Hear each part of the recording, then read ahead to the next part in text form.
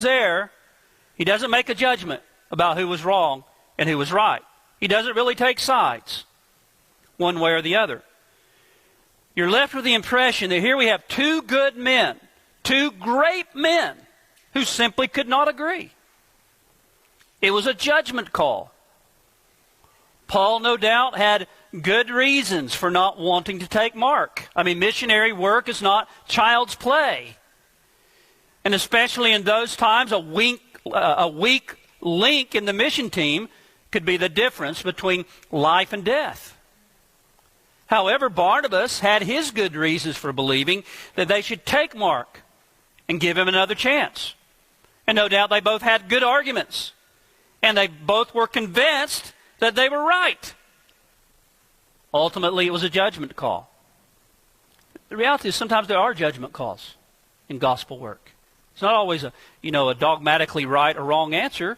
There's judgment calls, and there's judgments and decisions that have to be made. But sadly, in this particular case, the contention over this became so sharp that Paul and Barnabas could no longer work together. They went their separate ways, each going on in his own gospel work. So it's a very sad event. Now, there's a lot to be learned from this. This in itself, I think, could form a separate sermon. But for now, let's just be reminded that things like that can happen sometimes. Good men, godly men, great men may sometimes disagree in the gospel ministry and may even so disagree on something that they're no longer able to work together. And that's very sad. That shouldn't happen, but it does happen. The reason I think it's important for us to see that, because if you've been a Christian for very long, you've seen that happen. You've seen divisions at times between men that you look up to as godly men, maybe pastors, another pastor here, and there's some division, there's some difference that occurs where they're no longer able to work together, and who's right and who's wrong. Sometimes it's hard to know.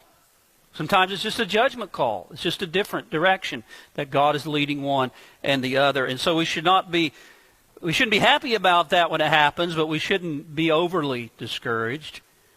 Or we should remember that this happened even to Paul and Barnabas, right? But without getting tangled up with the dissension itself, what I want us to notice is that here we see Barnabas acting in a manner very consistent with his temperament and with his most prominent gift. Barnabas is still the encourager. He wants to give this fallen worker, this unfaithful missionary teammate, a second chance. Now, granted, Mark was his cousin, so there may have been a little bit of natural softness for a relative there that clouded his judgment. But at the same time, brothers and sisters, is there not something very endearing and very attractive about this concern of Barnabas to restore this young man to a place of usefulness?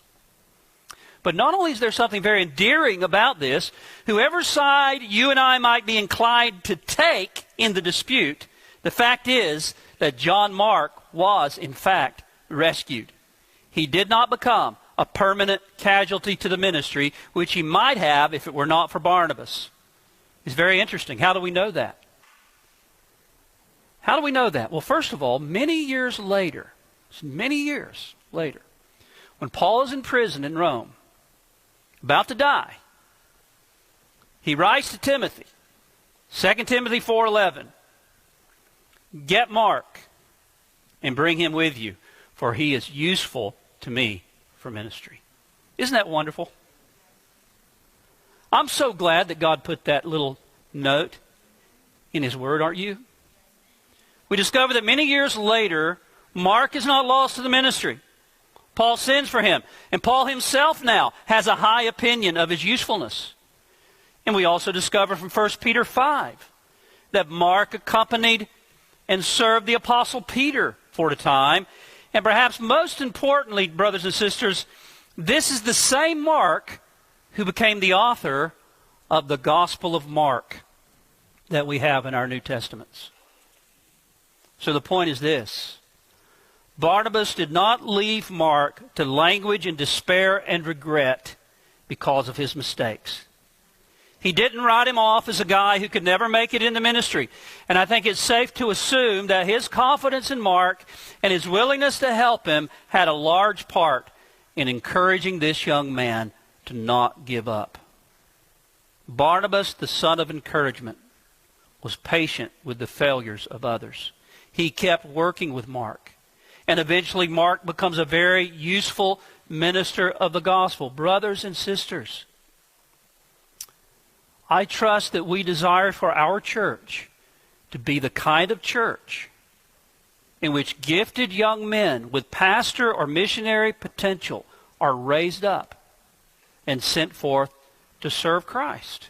God's brought a lot of young men like that into our congregation who have aspirations for the ministry and have gifts for the ministry that we're even now trying to work with. Well, if we're going to be the kind of church that God's going to use in that way to raise up men, to thrust them out into the harvest,